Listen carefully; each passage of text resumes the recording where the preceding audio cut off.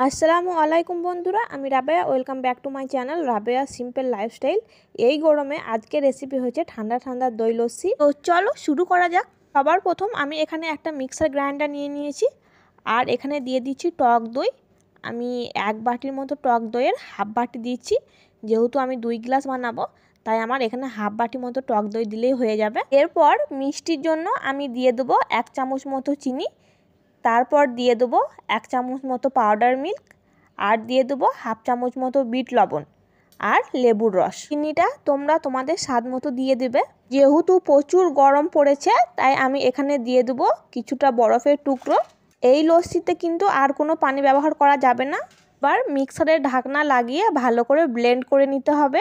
Blend করা হয়ে গেছে, এবার আমি কাঁচের গ্লাসে পরিবেশন করে দেখাবো যে ঠিক কেমন হয়েছে দেখতে।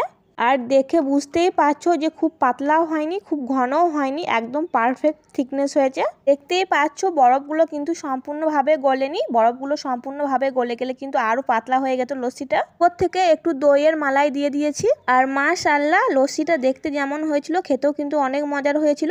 ভিডিওটা যদি ভালো লেগে থাকে অবশ্যই আমার চ্যানেলটাকে সাবস্ক্রাইব করে দিও, তার সঙ্গে লাইক কমেন্ট শেয়ার করে পাশে থেকো বন্ধুরা।